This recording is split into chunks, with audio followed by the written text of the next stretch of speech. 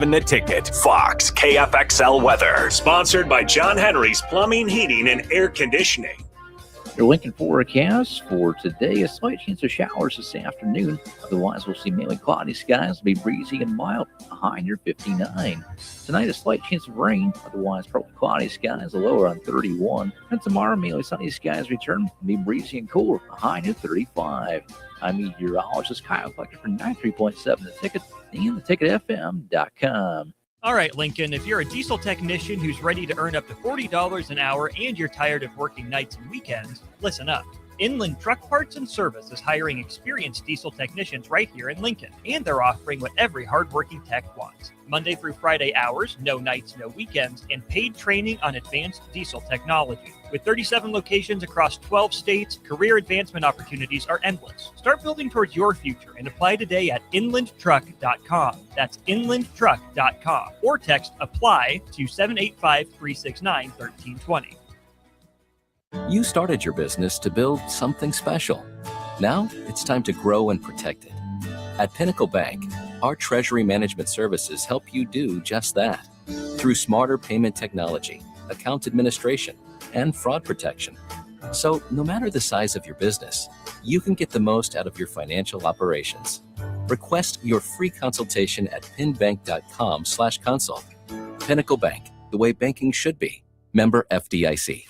This is Lincoln's home for sports talk on the FM dial. Also online at theticketfm.com. On the internet. KNTK FM Firth, 93.7 The Ticket.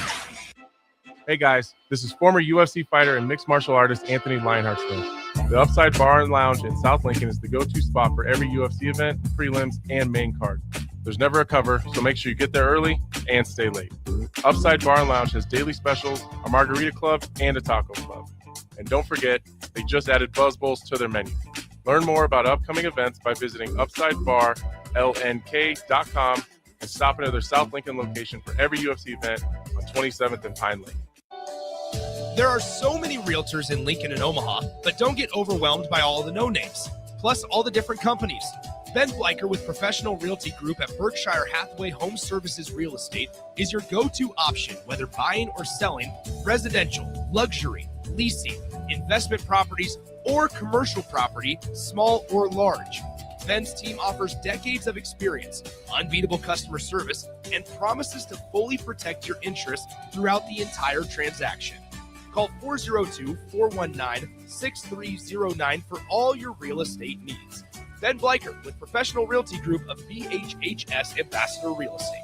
Empire Netting and Fence delivers top-quality netting and fence solutions. From major sports venues to backyard installs and everything in between, coast to coast.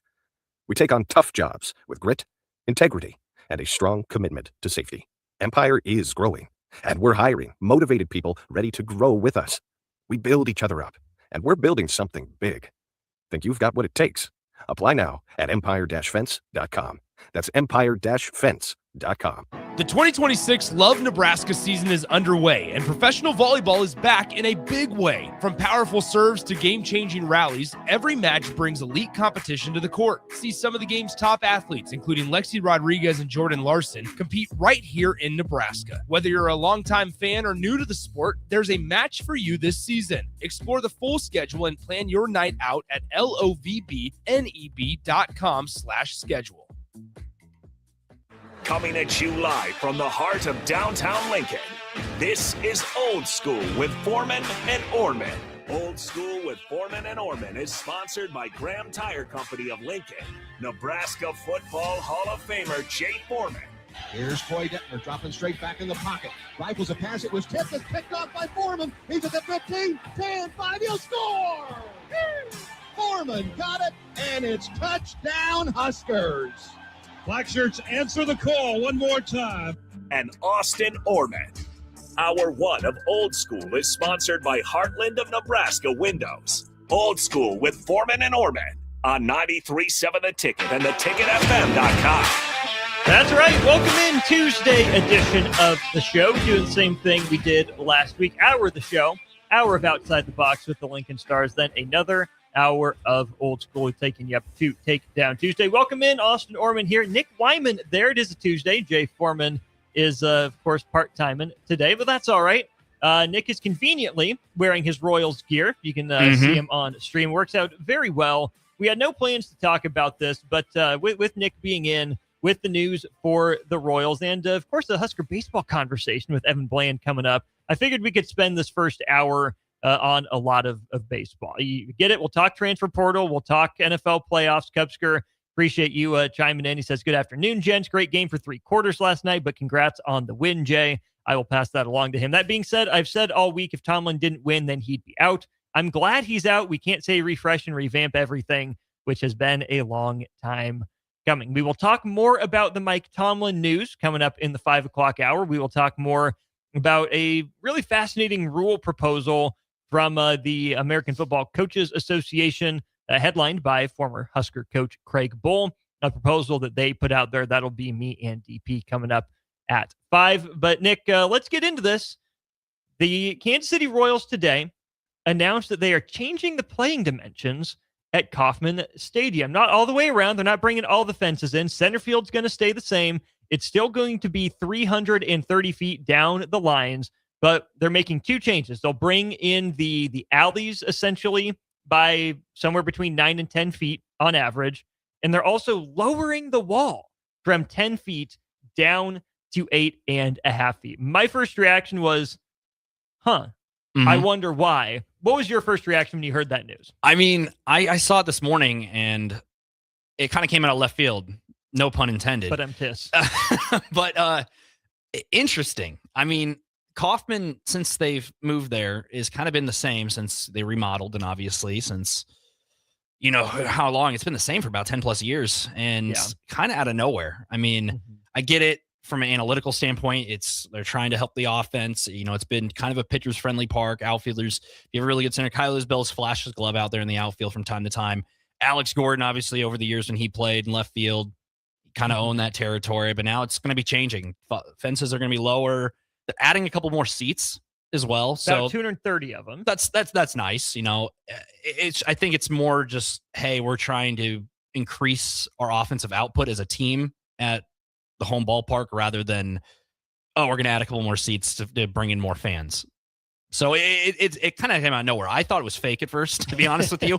But Jeff Passan put it out there. Kansas City's own. Exactly. And it's just fascinating because we will not know if this helps offenses at the K in the next couple months. We'll have to see. Probably around Memorial Day would be a good time to gauge it, check in and see, because like the first couple months of the season, so pitchers dominate early and you don't really see a ton of offensive output, especially in Kansas City. I feel like there's a lot of, and the Royals haven't been up there in home runs. I'm for guys like Bobby Witt Jr., Vinny Pasquantino, I guess, hooray for those guys. But for pitchers, it's you're probably not too fond of the news that the fences are going to be lowering, because you think of a lot of those fly balls, like even back to like when the Royals were in the playoffs a couple of years ago.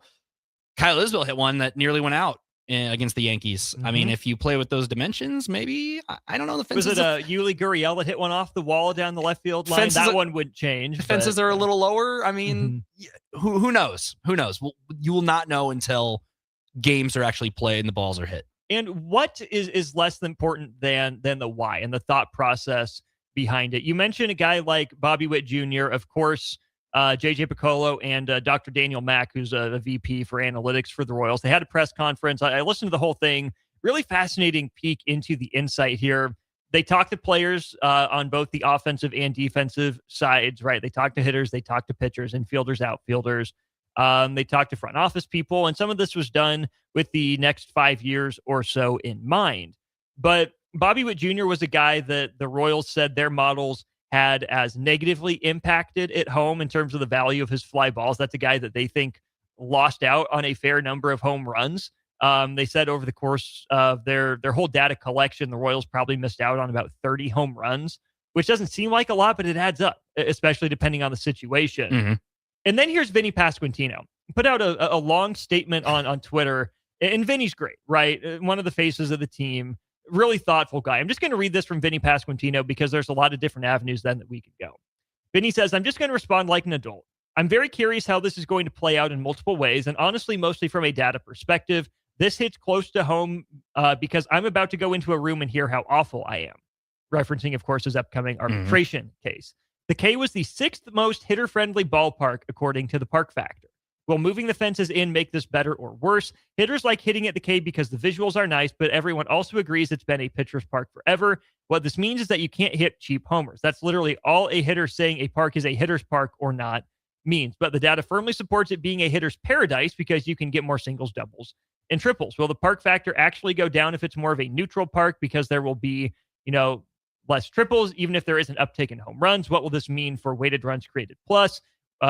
Hitters get punished with this stat for playing at the K now. So what will happen? More home runs equals more runs produced. But if the Park Factor goes down, so does the punishment for probably the most important stat in our game from an individual standpoint, that being weighted runs created plus, something that a lot of teams are relying on to look at offensive output now. All in all, Vinny Pasquantino says, I truly believe hitters, pitchers alike just want fairness, but we play one of the only sports where the field size changes, and I think that's one of the cooler things about our game. I just rambled a lot, but I think it's cool the Royals were willing to make these changes to make it more of a neutral ballpark. There's a lot there from Vinny Pasquantino. Number one, looking at a power hitting first baseman like Vinny, also probably got hurt in some capacity by the deep dimensions, especially too, like he said, it's a tough park to hit homers in. 81 times a year, the Royals take the field at Kauffman Stadium, and this narrative, it's such a pitcher's ballpark, it's such a pitcher's ballpark, isn't necessarily true.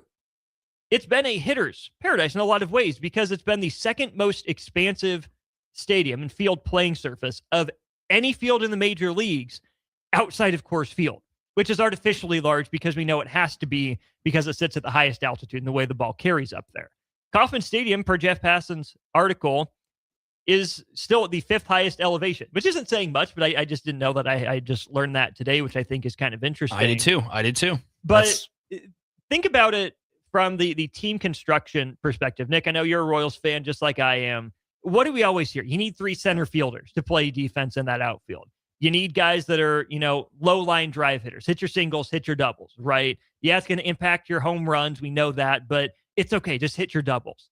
Some guys get in their head about it and change their swing. That's not me saying that. That's not you saying that. That's general manager J.J. Piccolo saying that. He's been in the organization for like 20 some years or almost 20 years, right? He's been there for a long time. And he's seen guys, come up from the minors and struggle to adjust because they get out of themselves, either trying so hard to hit it over the wall or not trying hard enough because it gets in their head. I can't use my home run swing. I have to change my approach. And so what J.J. Piccolo and the Royals are doing in a lot of ways, I think, is making a ballpark that, in their words, comes closer to average, right? It's not going to be, so few home runs and so many doubles and triples. What J.J. Piccolo and the Royals are attempting to do is find a ballpark that meets in the middle, right? The change for hitters is that, the walls are closer. So, you might lose out on a few doubles and triples here or there, but guess what? You get a few more home runs. For the defense, it's still a top 10 square footage park in baseball, still a big park, and the walls are lower. So it's easier to rob home runs, some of those cheaper ones that wouldn't have gotten out before.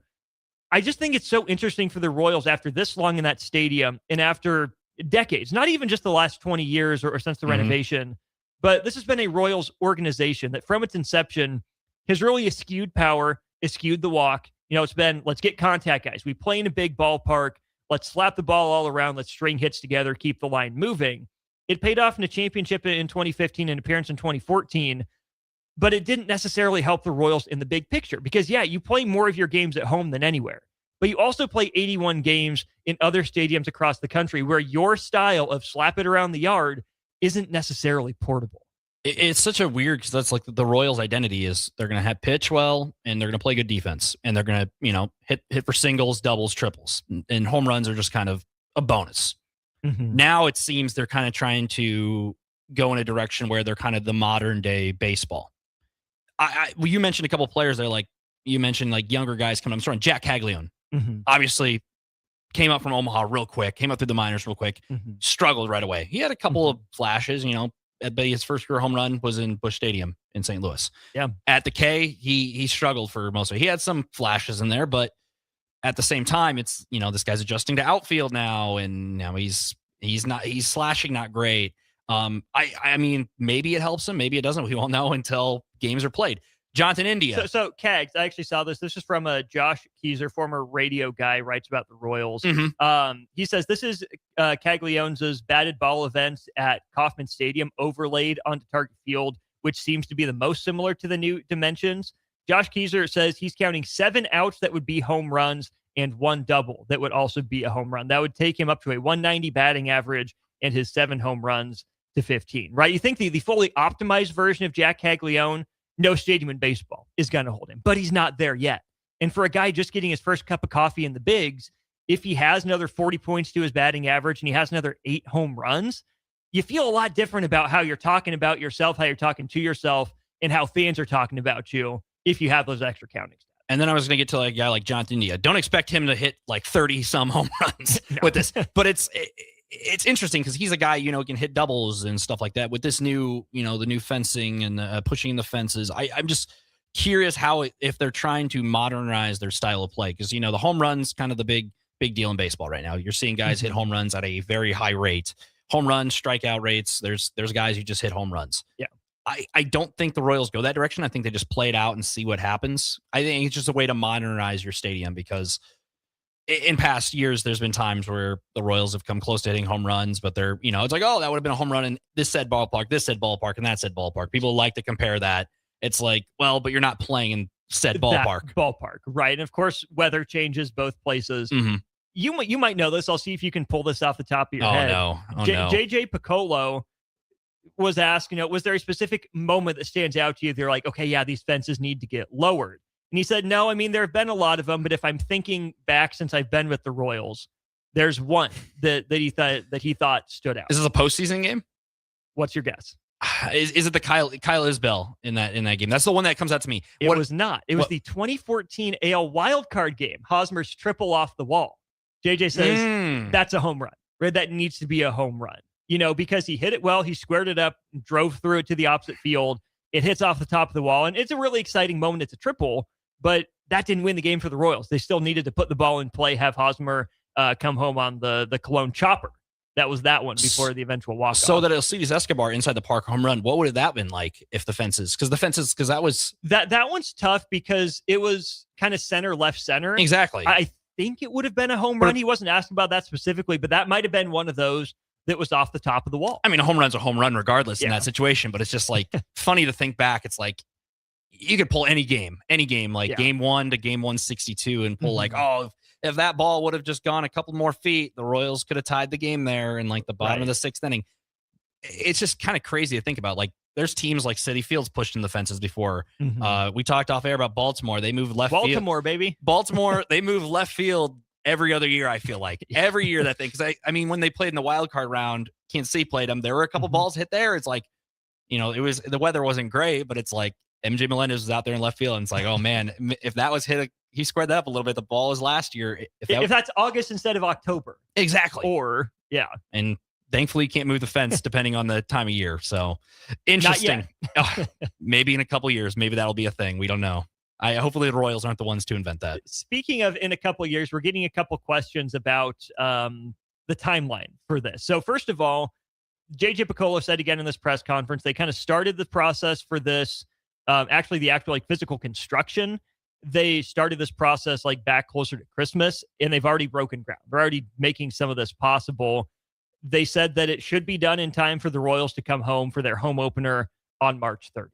So that gives them, 2 months, essentially 2 months and a half then to get this done. Then you think the price tag for this, right? Royals still aren't a huge money organization. Piccolo said at the press conference, really not what you would anticipate, right? It's not as expensive as you would think.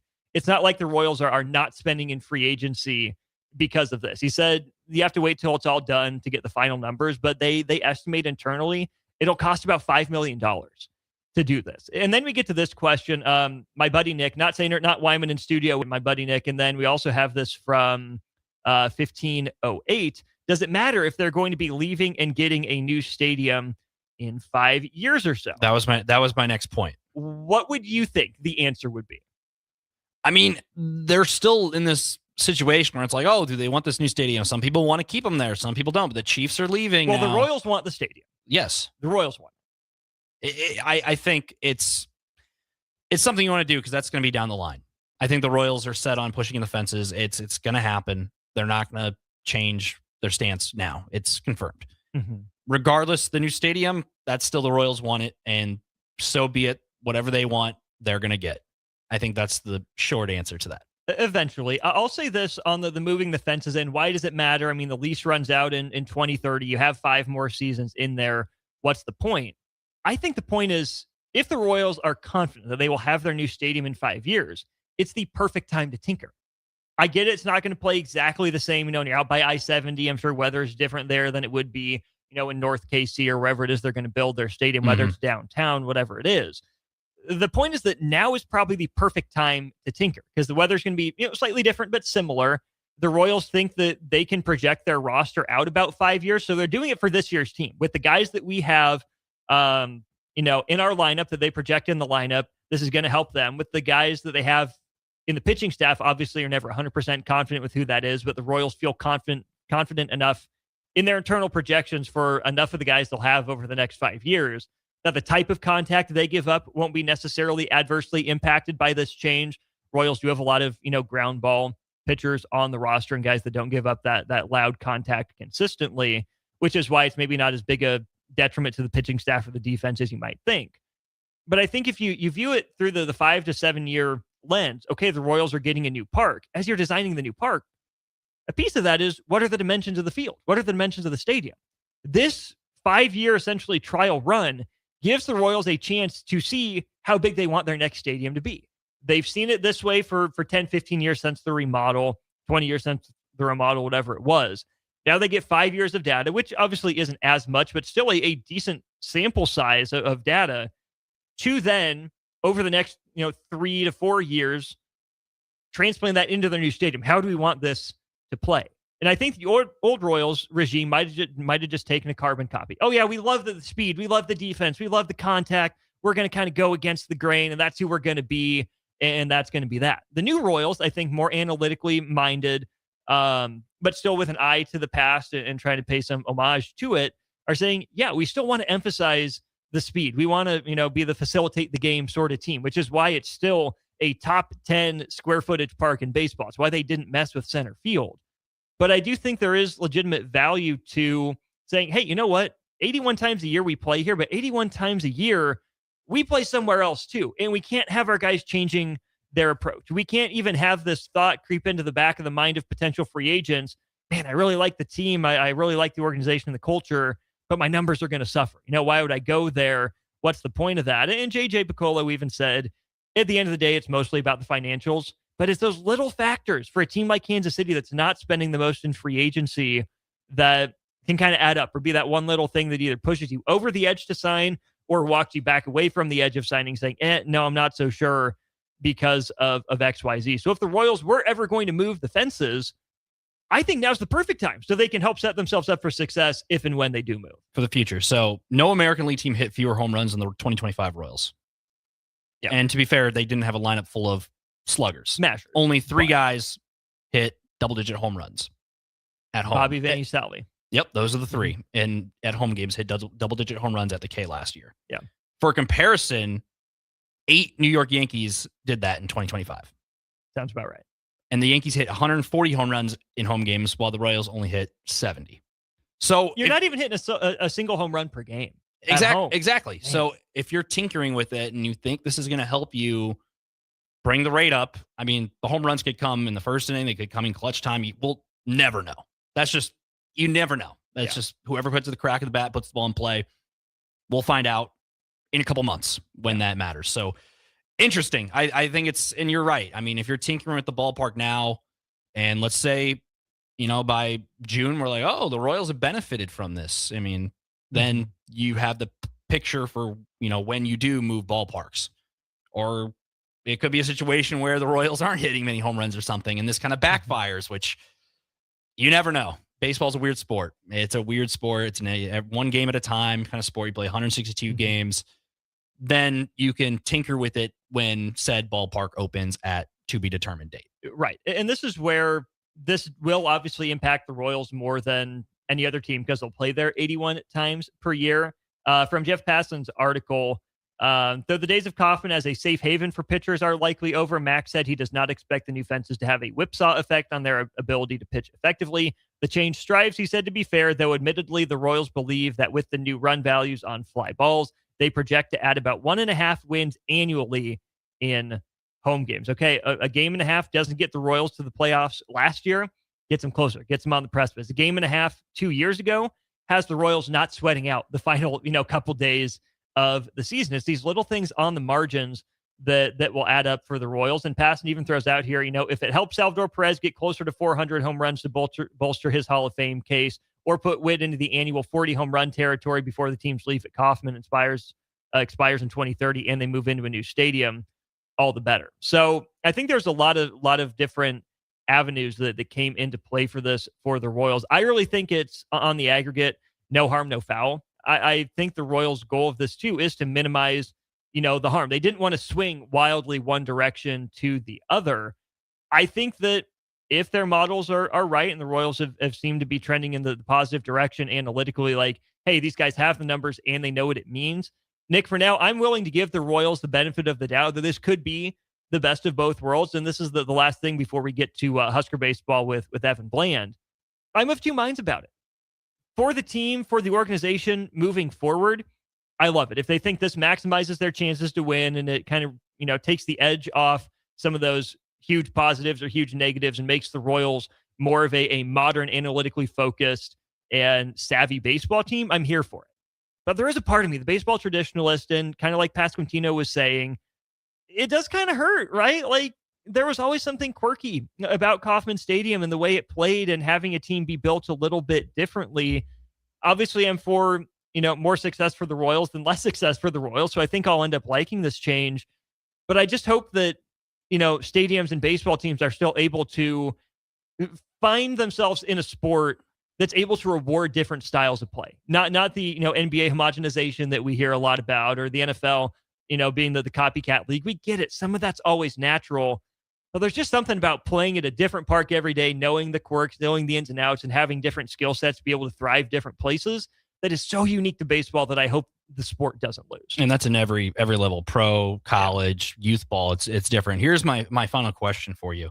Does Vinny Pasquantino hit an opposite field home run for the first time with these new dimensions? He's yet to do in his career. And he's been around for quite a while. A handful of years now. So does he, we'll have to see it once they start playing games there, a couple months from now. It's kind of crazy. Like today, it feels like there should be a baseball game today. It's here in Lincoln is really nice. It is raining, but if you're not a fan of rain, then so be it. But yeah, move to San Diego, dang it. Yeah, it's crazy. It's a crazy time, and I don't think the fence dimensions will be.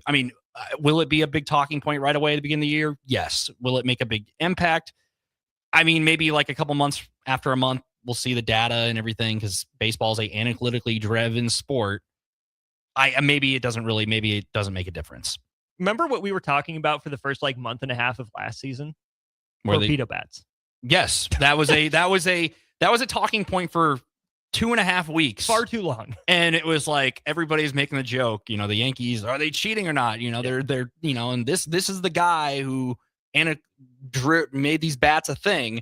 And then that talk kind of disappeared about overnight. It was like a 20-day cycle, and then it just kind of disappeared and never really heard about it again. So this could be one of those situations where it's like, oh, the Royals, they're hitting a lot of home runs because they pushed the walls in. And then 17 days later, you never hear the end of it. Why haven't the Royals hit a home run in 13 home games? There are times they'll do that. There are times. The Royals. There's times with last year, especially when they started out the season so cold at the plate. There were times where pitching was on, but they couldn't get any run support. And there's sometimes when the pitching's off, and then they do get the run support, but they're pitching and they're in these high scoring games. So I think they're trying to limit the damage of that and falling behind in the standings early in the season when you're in your March, April, May games compared to picking up wins when you're already eliminated down the stretch in August, September, October. Right.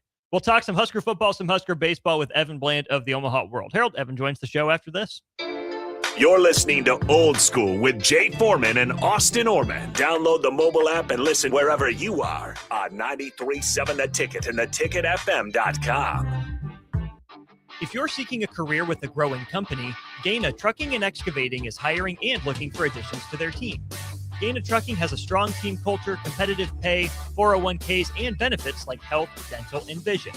Drivers are guaranteed 40 hours per week, even in the winter months, and are home every night. Start your career today at Gaina Trucking and Excavating. Apply today at GainaTrucking.com. Go Hog Wild Pit Barbecue. Hog Wild has a delicious way for you to enjoy beef brisket. It's our open-faced hot beef sandwich. We start with our grilled Texas toast. Add a scoop of creamy mashed potatoes. Load them up with some tender Hog Wild beef brisket and top it off with our tasty brown gravy. It's absolutely delicious. Hog Wild Pit Barbecue, 3210 Cornhusker Highway in Lincoln. But don't be late, we close at 8. Big box stores are tempting for buying equipment for your high schooler in sports or for yourself in your sports leisures. But buying new is awfully expensive. Why not go somewhere with new and used options? Play It Again Sports has quality, slightly to gently used equipment, and 50% of their inventory is actually new equipment. And it's more than baseball, softball, and golf. They also have equipment for disc golf, fitness, hockey, and more. Plus, they're always buying products. Bring your gear you're done with and get trade money on the spot. Play It Again Sports at 48th and Vine. Empire Netting and Fence delivers top quality netting and fence solutions. From major sports venues to backyard installs and everything in between, coast to coast. We take on tough jobs with grit, integrity, and a strong commitment to safety. Empire is growing, and we're hiring motivated people ready to grow with us. We build each other up, and we're building something big. Think you've got what it takes? Apply now at empire-fence.com. That's empire-fence.com. There are so many realtors in Lincoln and Omaha, but don't get overwhelmed by all the no-names, plus all the different companies. Ben Bleicher with Professional Realty Group at Berkshire Hathaway Home Services Real Estate is your go-to option, whether buying or selling residential, luxury, leasing, investment properties, or commercial property, small or large. Ben's team offers decades of experience, unbeatable customer service, and promises to fully protect your interests throughout the entire transaction. Call 402-419-6309 for all your real estate needs. Ben Bleicher with Professional Realty Group of BHHS Ambassador Real Estate. Are you looking for an exciting new way to put your skills to work? Explore new career options in the fintech industry at Currency, a Sandhills Global company. We offer full-time positions in financial sales, compliance, operations, and other fields. We also offer a 4.5-day work week, an attractive benefits package, and opportunities for advancement. Put your motivation to work and grow with us at Currency. Visit gocurrency.com/careers to learn more. Fast plays, big swings, and momentum that shifts in an instant. On Sunday, January 18th, Love Nebraska takes on Love Atlanta at Baxter Arena in a matchup packed with energy and high-level competition. First serve is set for 5 p.m. with some of the best professional volleyball athletes in the world battling every point. Add in youth volleyball night for the local kids and club teams, and you have a can't-miss night in Omaha. Secure your seats and feel the intensity live at lovebneb.com/tickets. If you're tired of the dieting circuit paradox but still want to look, feel, and perform better, you need to get to Nutrition Authority and ask about our nutrition coaching featuring LifeBase. LifeBase takes a complex world of nutrition and makes it simple with real results that last. Stop in to learn more or check us out at mynutritionauthority.com. Back to Old School with Foreman and Orman on 93.7 The Ticket and theticketfm.com.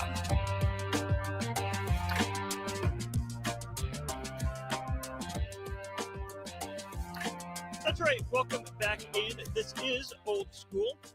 Hour one of the show brought to you by Heartland of Nebraska Windows. You can check them out online, heartlandofnebraskawindows.com, or you can give them a call for more information, 402-430-3852. They'll tell you all about their free estimates, full window replacements, all vinyl triple pane windows, and lifetime warranties on everything while keeping their prices affordable. Locally and family owned with their own team of installers. That's Heartland of Nebraska Windows. We are headed to our Aloe Fiber VIP line, where we are joined by Evan Bland of the Omaha World Herald. Evan, thanks for adjusting your schedule, joining us on a Tuesday. How are you?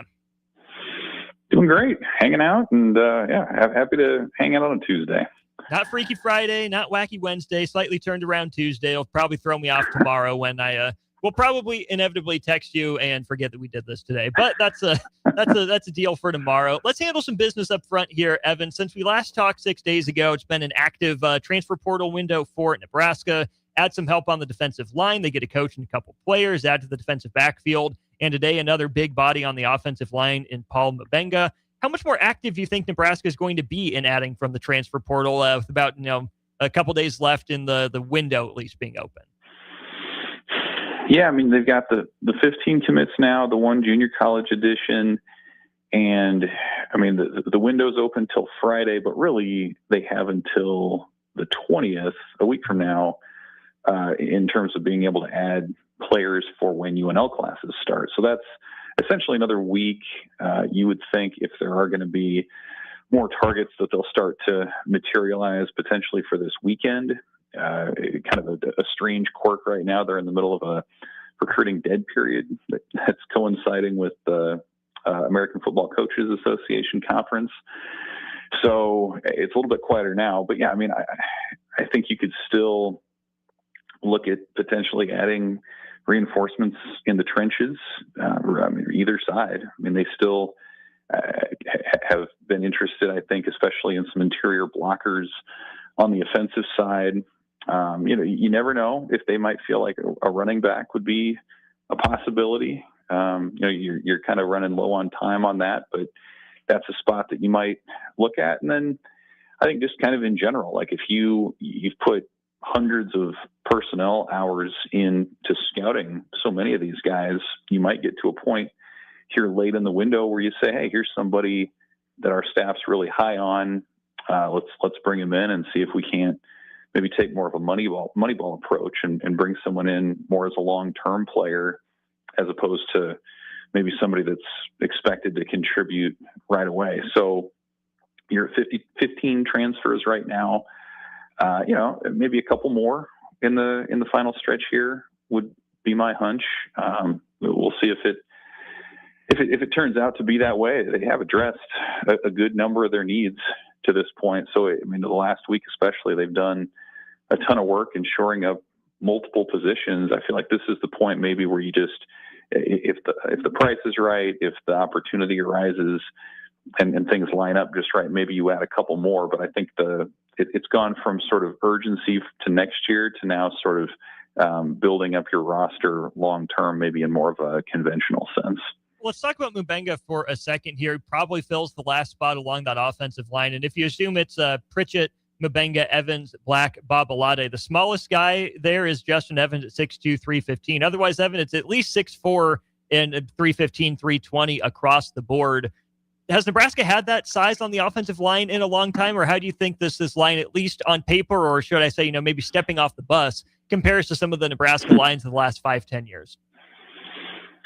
Yeah, it's a little bit bigger. I mean, they've had some guys over that time. Bryce Benhart was a pretty imposing guy, and Tanner Farmer, 6 or 7 years ago, was a dude in the interior. They've had some individual guys. I don't know from left to right if they've had those kind of dimensions to this point. And so it's outside of Justin Evans, it's entirely through the portal. Pritchett last year, and then the three guys you mentioned in this cycle as well. And so, I mean, it was clearly a priority. It's a spot where you're talking about a new position coach in Jeep Wade, and Nebraska invested in bringing him over from Georgia Tech, and now they're investing in upgrading on the line. I mean, you can be sure none of those spots were cheap to fill. Like there were, and all of them had other options. Mabenga, I think especially, was an impressive add considering he had a lot of SEC interest. He visits Arkansas, where his younger brother is a lineman, and he turned down that opportunity to come to Nebraska, which tells you a lot about what they saw in him and how they see him fitting in the interior. So, I would put offensive line probably up there with linebacker in terms of the two groups that Nebraska has done the most work in, that you'll probably see the effects of for next year. I mean, Brendan Black is going to fill that right guard spot, probably going to follow the Rocco Spindler path as a one-year plug-and-play guy. Mabenga, who's played left guard his whole time at LSU, it seems like he's destined to take over for Henry Latufsky, and Tree Babalade at right tackle where he's played. That's a position that Nebraska clearly felt it needed to upgrade to. So, it doesn't speak super highly for the development that position's had the last couple of years, despite some pretty good recruits in terms of pedigree and stars and all the rest. But credit Nebraska for feeling like, hey, if there was a weakness in the trenches, they certainly went out and addressed it. And as you mentioned, physically, this is a group that is as imposing as any Nebraska's had in quite a while. On that development piece, do you think this is just a Band-Aid fix, get Coach Wade, off and running pretty well to help him and a Coach Teasley that they brought in as well have something to sell to recruits? Or do you think that, if they invested in it once, this will be maybe the norm for Nebraska splashing around cash for the offensive line moving forward? I've been kind of batting around the idea of 3 years ago, if you were to add 15 transfers the way that Nebraska has, it would have been more of an indictment, I think, on the development than anything else. Why aren't you developing your own guys? And I think especially this cycle, the first time that it's revenue sharing and team budgets are more or less the same around college football. If you're Nebraska and you have the resources to the level that you never had before, why not go out and spend the money? I mean, you've got it. And if you feel like that there are players available in the portal that are clear upgrades over what you have, then bring those guys in. So I will be fascinated to see how much of this becomes sort of an annual occurrence. It's probably not where you want to live year in and year out, because a lot of it does come down to a 2-week speed dating session and relying on some of these guys to come your way. So I do think at the core, Nebraska and Matt Rule still want to be a developmental program, and the benefits of that are not just you can get a quality offensive line from signing guys in high school, but then that also frees up a lot of that money to put elsewhere, whether that's defensive line or whatever other needs you might have.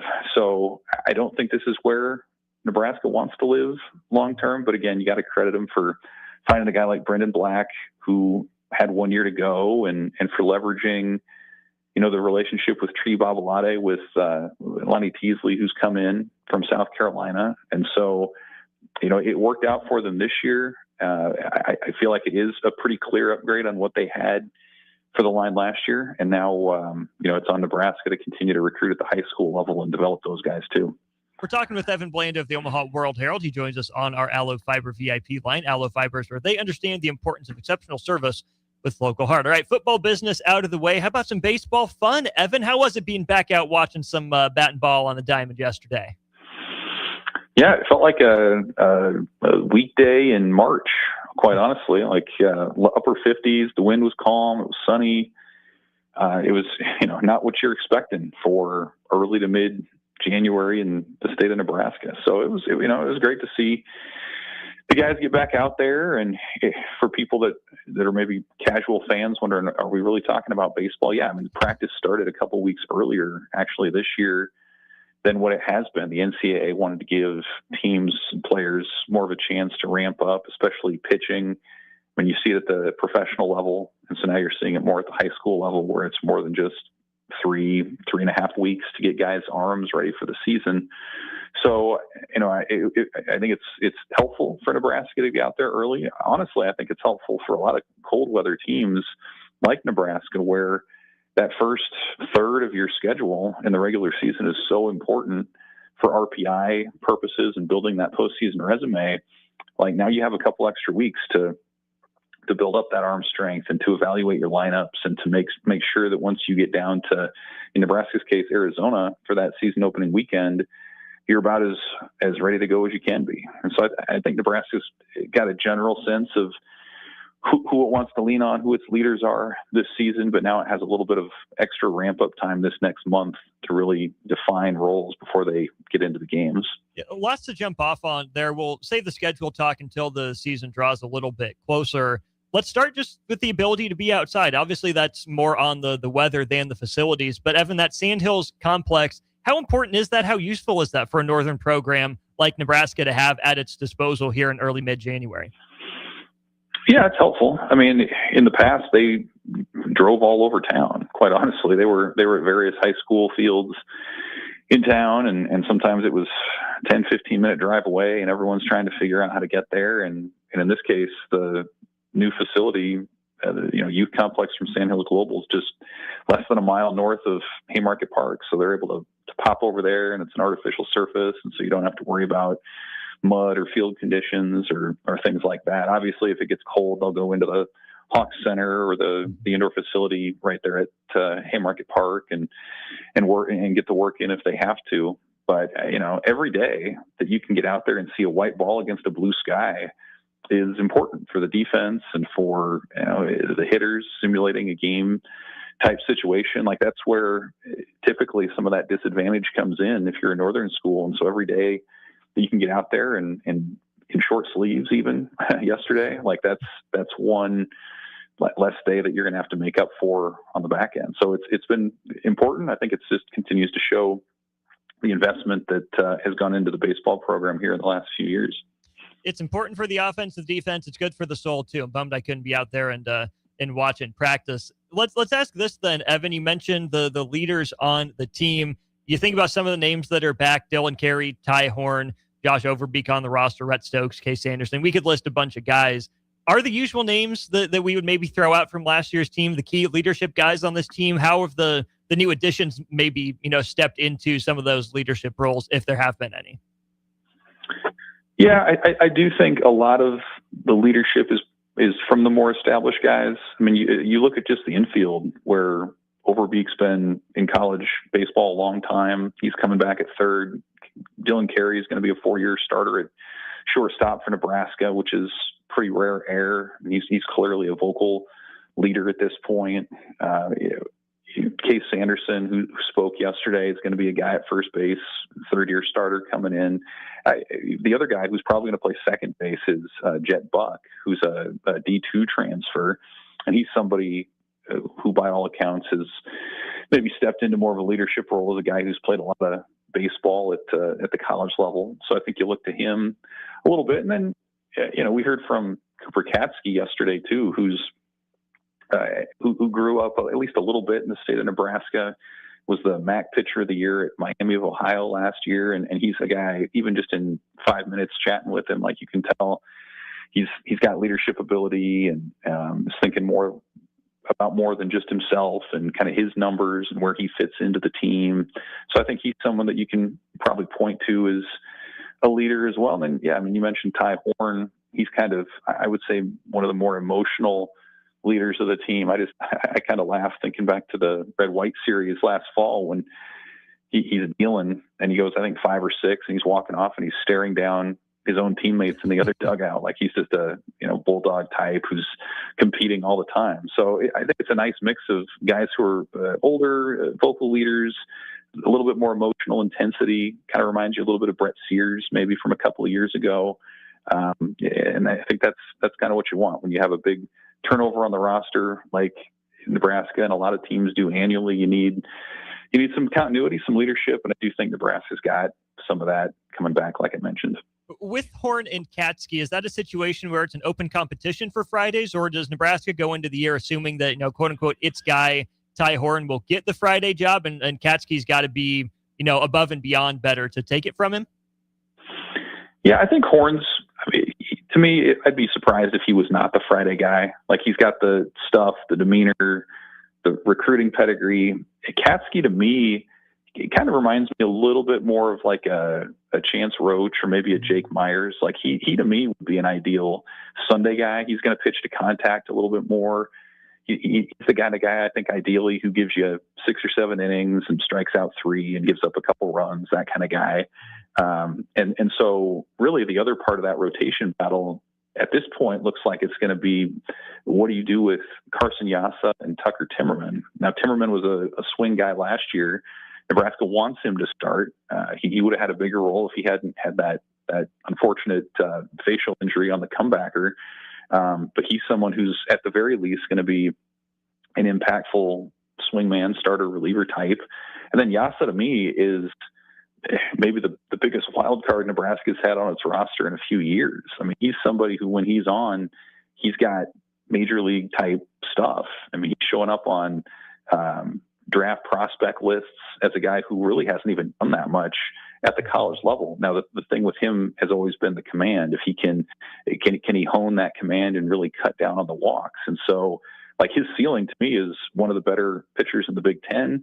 And if the command's not there, he might be a middle relief 7th or 8th inning type of guy. So I think that battle to me is really fascinating to see how that rotation comes together, because I think at their best, Nebraska's got at least 4 guys right now who could contend for a weekend job.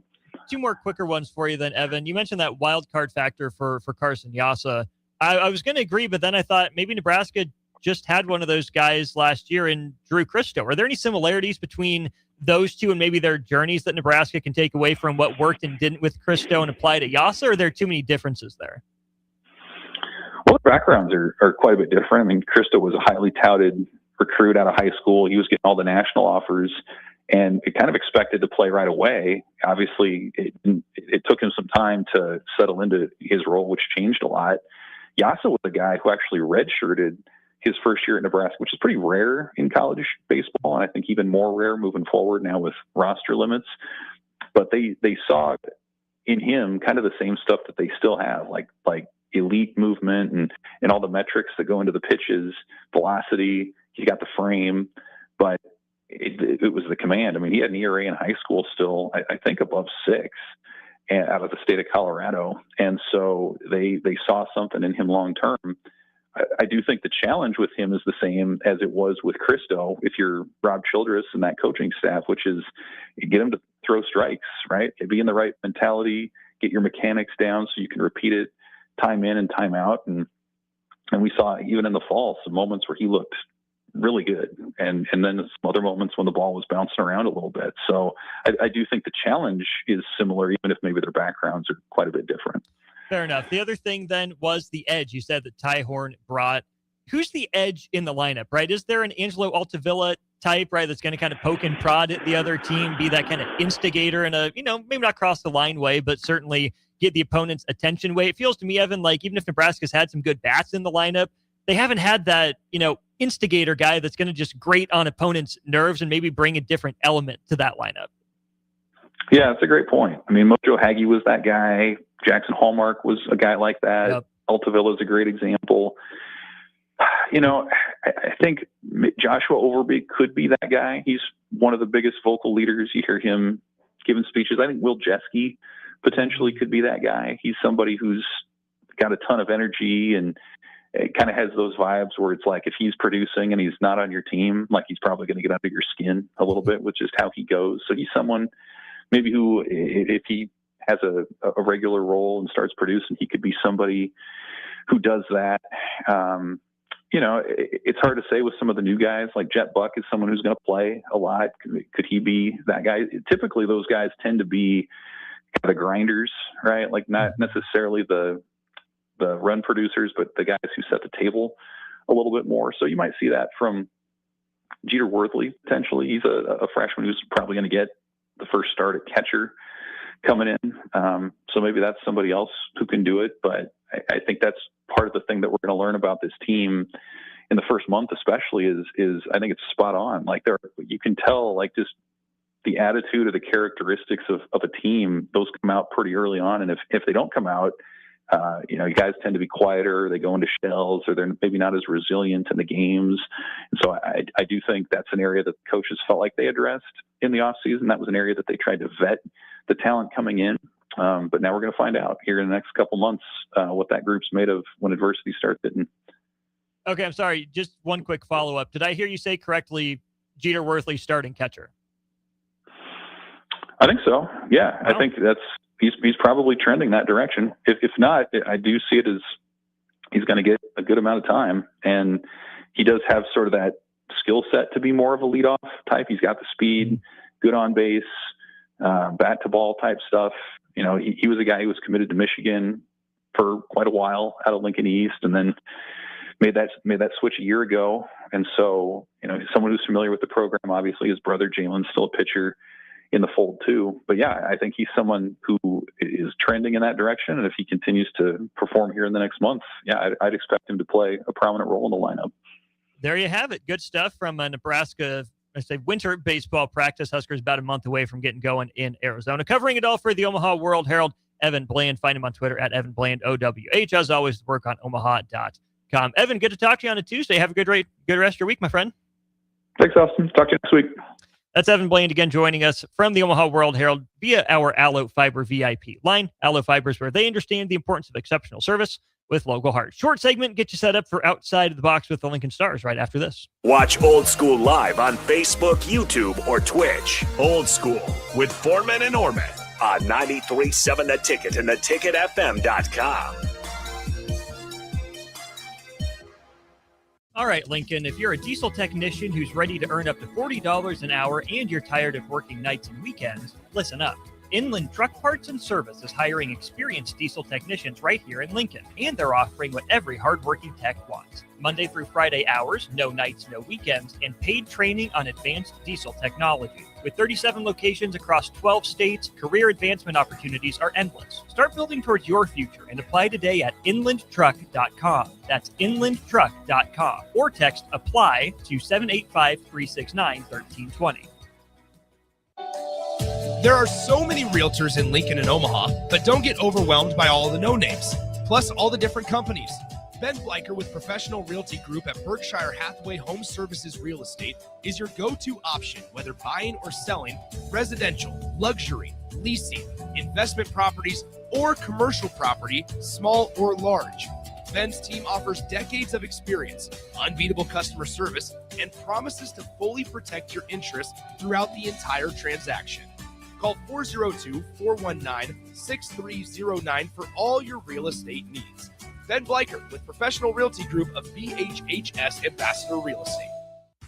When it comes to concrete, Stevens & Smith Construction doesn't stall. They go for the takedown. As Nebraska's full-service concrete contractor, they stay in bounds, hold inside position, and never forfeit quality. Whether it's foundations, flatwork, or concrete coatings, they elevate performance and pin down results that win every time. Stevens & Smith Construction is a proud sponsor of Takedown Tuesdays on 93.7 The Ticket. Because when it's time to wrestle with concrete, Stevens & Smith Construction slams expectations. Winter is just around the corner.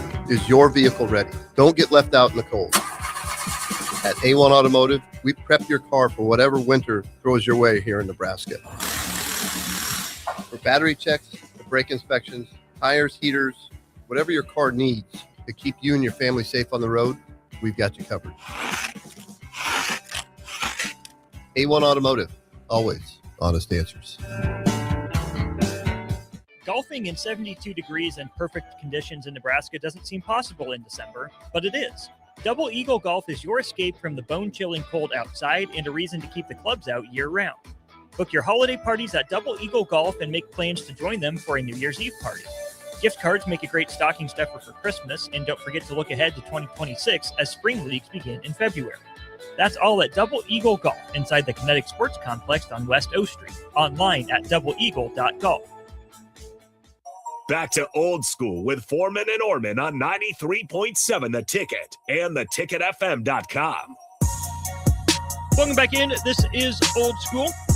Hour one of the show, sponsored by Heartland of Nebraska Windows. Check them out online, heartlandofnebraskawindows.com, or you can give them a call, 402-430-3852. All sorts of great stuff going on with the local company based down in Hallam, Nebraska. They got their own team of installers, full window replacements, free estimates, lifetime warranties, all that good stuff that you've come to know and love from Heartland of Nebraska Windows. Some big news out of Major League Baseball. Don't have much time to talk about it, but it certainly deserves a mention.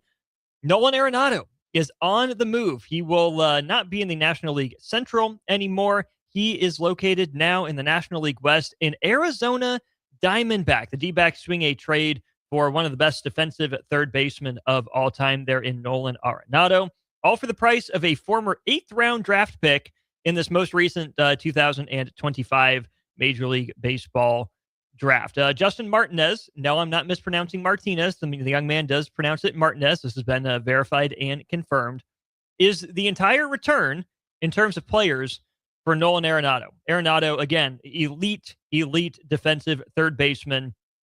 St. Louis acquired him from Colorado back in 2021. 3 All-Star games, but just 3 playoff games in the 5 years with St. Louis. Did finish third in MVP voting in 2022, helping the Cards win the NL Central. But you think for a player of Nolan Arenado's caliber, certainly on the downslope of his career, but, still a moderately valuable and effective player, Why is the return only, a former 8th round draft pick that's going to be ranked outside the Cardinals' top 30? Well, how about this? The Cardinals wanted Nolan Arenado off their roster so badly, it's reported they are sending $31 million of cash to the Diamondbacks to help offset the money still, as a part of Arenado's contract. He's 34 years old right now. So instead of Arizona wanting to take on the big contract for a guy like Nolan Arenado, they say, well, we'll take him off your hands. We think he can help us. But you know what? You're not getting a bunch of prospects back. We'd rather have help in salary relief. And the Cardinals end up making that move. So Nolan Arenado on the move out of the National League Central. Was also going to briefly mention the fact that Alex Bregman got signed by the Chicago Cubs. Fascinating move. Would love to be able to sit down with Nick Sainert sometime soon and reflect on the Cubs aspect of that trade. There's a lot there. But for now, we're going to take a short break for Old School. Going to turn things over to the Lincoln Stars. Head coach Rocky Russo, play-by-play voice Alex Fern in the house. And a couple special guests you won't want to miss coming up around 4:30. Old School will be back at 5. DP will be in here. He'll join me. We'll talk about everything that led to Mike Tomlin stepping down as head coach of the Steelers and a new proposal from college football coaches that I think is pretty asinine. We'll pick DP's brain on that. This has been Old School, brought to you by Graham Tire Company. They're celebrating 75 years of serving the Midwest. More than just tires, they do all kinds of car and light truck repairs, too. From brakes to oil changes, trust Graham Tire for service you can count on. Graham Tire, getting you to the places that matter most. For Nick Wyman, for Evan Bland, I'm Austin Orman. Old School taking a pause. Back with you in an hour. But next, it's Outside the Box with the Lincoln Stars.